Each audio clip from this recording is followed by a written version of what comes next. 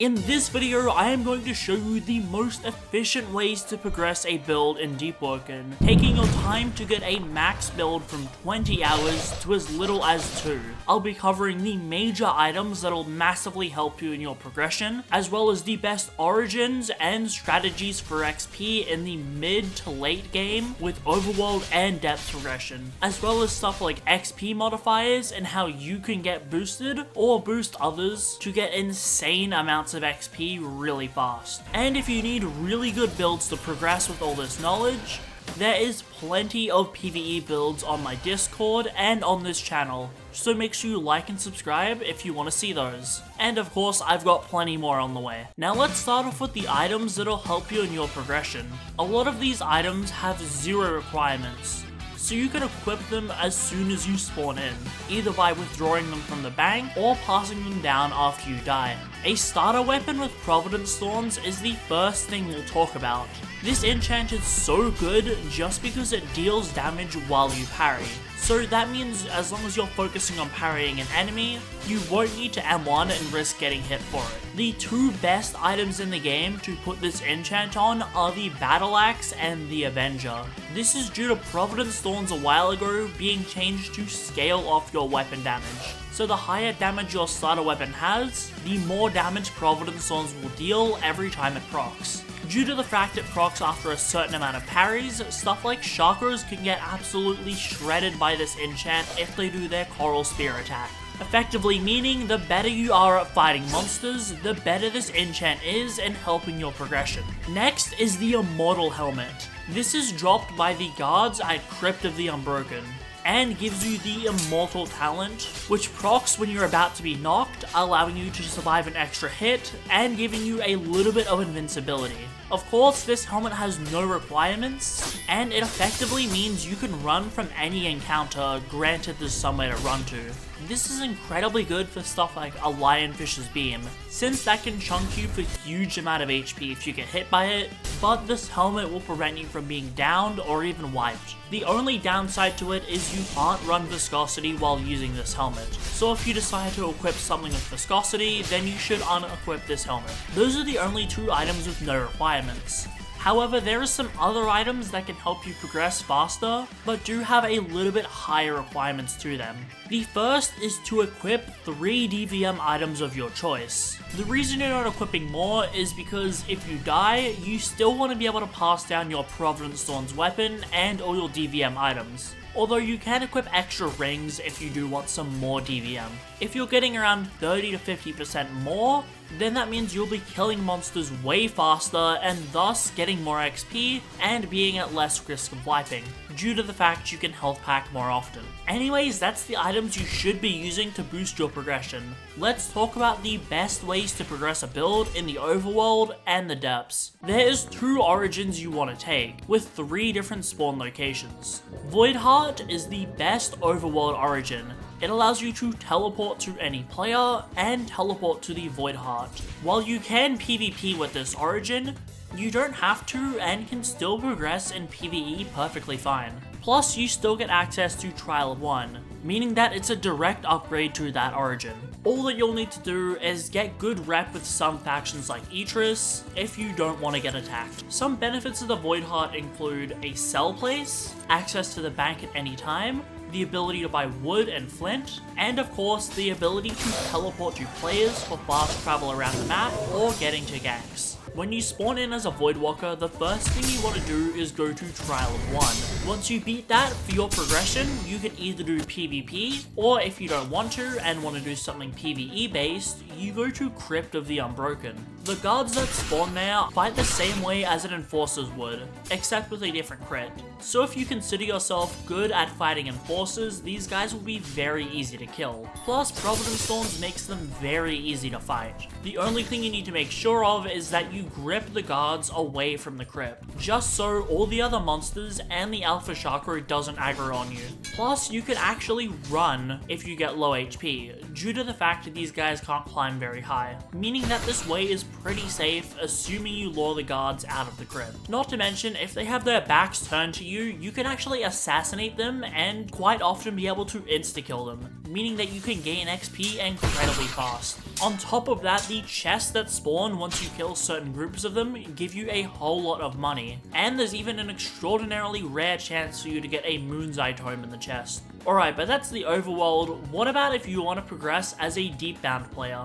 Well, Deepbound gives you a few huge buffs. You can teleport to depths at any time, you can access Castle of Light even if you get drowned, you can use the bank and sell place, and you can never go insane in the depths due to your increased willpower, as well as the ability to gain back sanity when you kill anything in the depths. The only downside to this origin is Heretic Sutra essentially becomes useless in the depths due to the insanity gaining passive.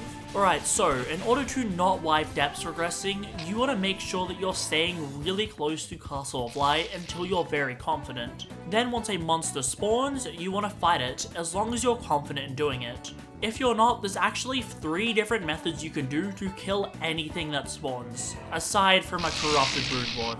The first is to wait for someone else to help you kill it. Since Castle of Light is a high traffic area, there's pretty high chances. Alternatively, if there's no way for you to run back to safety, you can hop servers or leave the game as long as you're above 60%, although leaving the game can be kind of risky. So that means the best way for you to survive is to actually run back to the guards if you're at any risk of dying.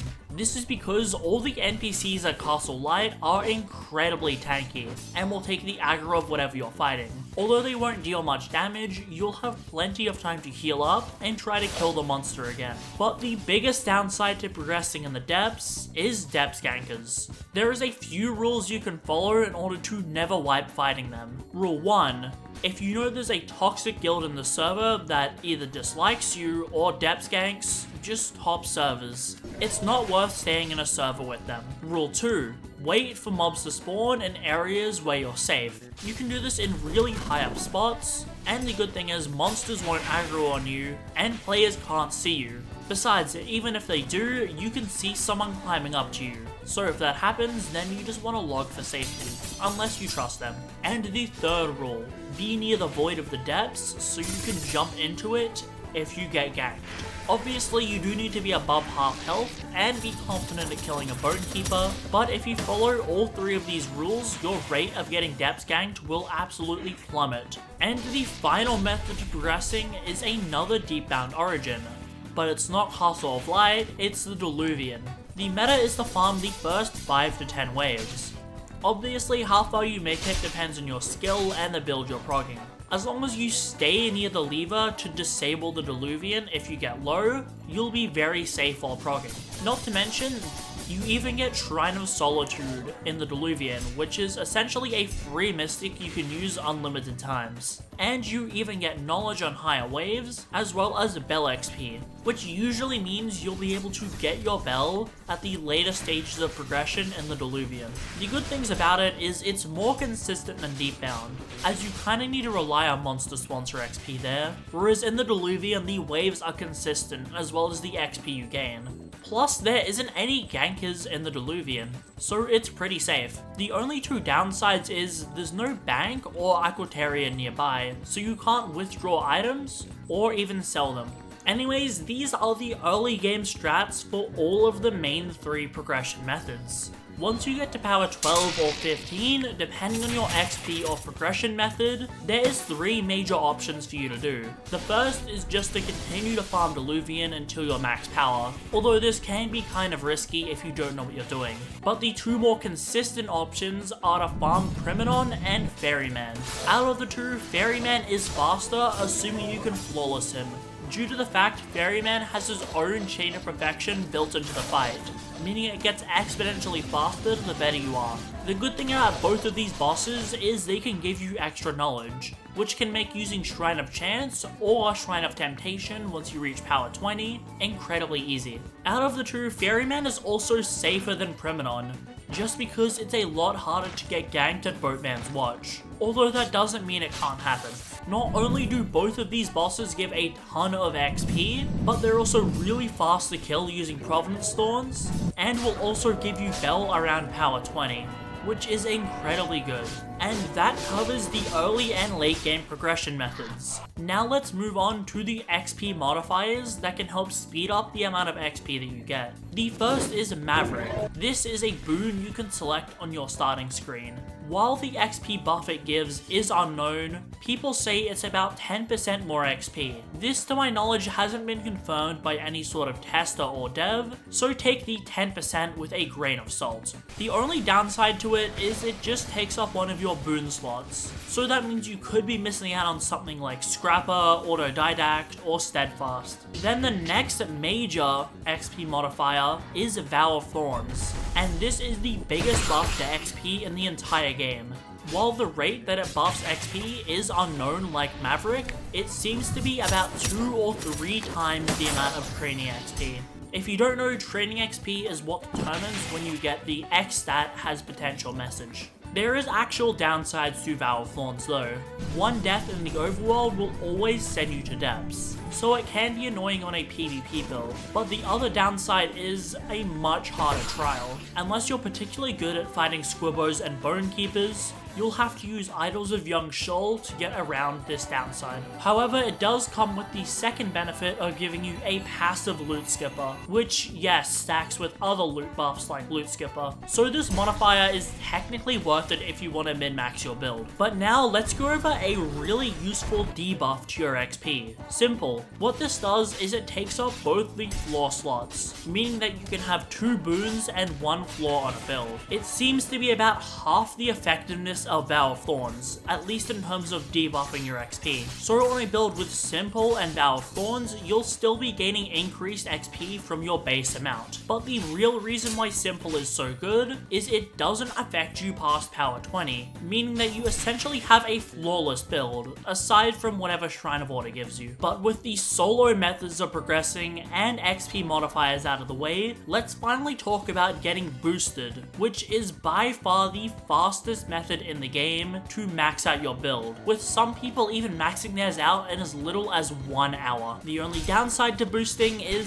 it obviously requires help from other people. What you want to do is AFK on top of these pillars, where a high level player or players clear the Diluvian. The later into it they make it, the more XP, the more knowledge, and the more bell progression you'll be getting. Plus, the benefit of you being there is you take aggro of some of the monsters, so it actually makes it easier on them. The one thing the carriers will need to do is make sure the owls or stone knights don't aggro on you, since they can still hit you even if you're high up. 2 to 3 people should easily be able to carry as many freshies in the Diluvian in order to boost them. So if you have friends or even want to pay items for boosting, then being boosted through the Diluvian is by far the best method in the game. And those were the fastest ways to progress from every spawn point in order to get max power as fast as possible. Now, whether you want to choose Voidwalker Origin for the TPs as well as Overworld prog, or you want to choose either of the Deepbound options for a lot of the quality of life things it gives you, you can be sure that with the knowledge from this guide, you can progress a build faster than most players in the game.